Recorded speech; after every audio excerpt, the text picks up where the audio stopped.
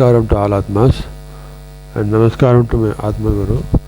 Under his instruction, today we are going to discuss about the Sufism philosophy. Sufism was originally came from Persia, the present country called Iran, and also from Arabian country like Saudi Arabia. It is emerged as a mystical and ascetic movement within Islam. It originated in Saudi Arabia and Persia. Sufism origins are linked to a reaction against the worldliness of the early Umayyad period and the desire for deeper spiritual connection with God. So, the basic religious vision is to have a deeper connection with God. It's widely accepted that Persia played a crucial role in the early development and spread of Sufi thought. Sufi practices and teachings eventually spread from Persia to other regions including India. In India it is being followed in mainly in Punjab and in the Delta region, Deccan Plateau region like Karnataka, and also in Delhi. In these places people follow this religious practice. In Sufism, the main prophet is Maulana Jalaluddin Muhammad Balkhi, who is also called as Rumi. Rumi throughout his life was in conformity with all the religions and sects of the world. He knew that every religion, whether Islam, Hinduism, Christianity or Judaism, is based on the same foundation of divinity, and he also advised his people likewise. So, Rumi says he respected all the religions because he feels that all religions' aim is only to reach the God, to reach the divinity and reach the God by through salvation. So, he always followed the reconciliation and peace-loving became the effect of Rumi's Sufism, religion of love and truth. So, Sufism religion is based on love and truth. Maulana was always patient. Rumi is also called Maulana Jalaluddin. Submissive, polite and gentle. He always remained polite. Such that in his life, whenever there has occurred any event of blame or accusation, he had never given any bitter reply but tried to persuade them toward the right path of soft replies and cordial manners. So this is the basic tenets of the Sufism religion.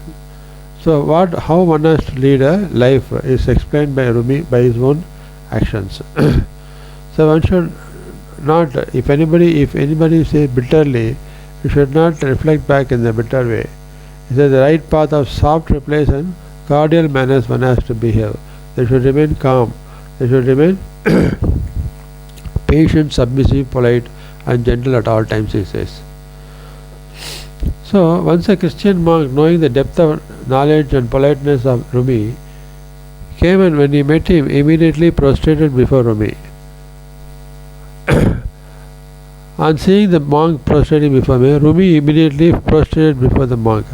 The monk got shocked and he lamented, saying, "O Lord of religion, your humility and submission is to such an extent that you behave with a poor self like me in such a way.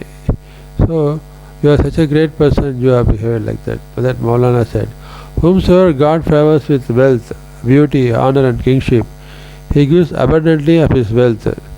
He abstains from any wrong because of his beauty. He humbles himself for the reason of his respectability and he acts justly owing to his kingship." So, whoever follows surrenders to God and he gives the wealth of knowledge, the purified knowledge, the truth, all positive things. So when he is the Lord of us, how is it that we shall not be submissive and humble before his servants? So you are a great monk, but you prostrated before me means that shows your submissiveness. You respect everybody, so I should respect in return. That was the kind of respect one should have with humility and divinity. That is the principle which Rumi told to the mankind. Normally Rumi explains his philosophical truths through the ghazal songs. So one of the ghazal songs he said, "Oh man, you are breathing only for the reason that the player of the flute god has taken the care of your breath." He says, you are breathing because God has given this, taken care of your breath. If God thinks your breath should be stopped, He can do it any time. So your breathing is controlled by God, and He takes care of it. Burn down all your pride of manliness. Don't think that you have everything, you know everything. Burn down that your pride of manliness. Be always with that nourisher of breath. So in the breath God exists. So be the nourisher, surrender to God in that breath. If you are a knower of the secret of God, so God is present in everything, in your breath, in your knowledge. Everything, everywhere God is present. Know the secret. The new moon waned and thus turned a full moon. Once you realize this truth, that God is present everywhere, then the full moon is bloom on you. So long as you are not submissive, you will not be relieved of all lowness. So submissiveness is very important, he says, for one to get the real knowledge about God. Contrary to almost all other Sufis, who earn their livelihood from begging or from presence of the disabled and the rich, and also lead their disciples to proceed in the same path. Normally, earlier Sufis, they used to live on begging or from the presence from the disciples or the rich people. Similarly, they advise the disciples to follow. But Maulana always called his friends and disciples to earn the livelihood in any way, whether by the sweat of your brow or by any profession or by writing. So by hard work only you have to live, not by begging. So you should maintain your self-respect, because God is inside you. And whoever of my disciples adopted this path gained profitability. So he counted non-attachment to worldly things as the most important thing.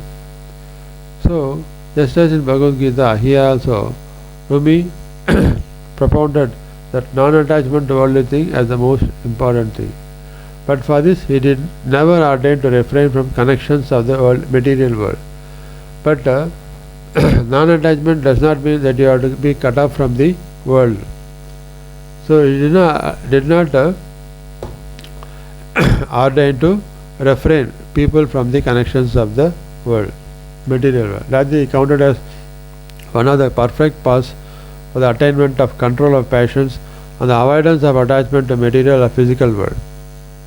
He says, by remaining in this material world, one has to carry on their duties and by attaining the perfect control of their passions and the avoidance of attachment to material or physical world. You carry on your duties in this material world, but having perfect control of your passions. Don't have any attraction to this Maya world, but carry on your duties in this material world without attachment, without any passion, he says. He always spent his days in purifying the moral character and correcting the bad habits of the people. So he always used to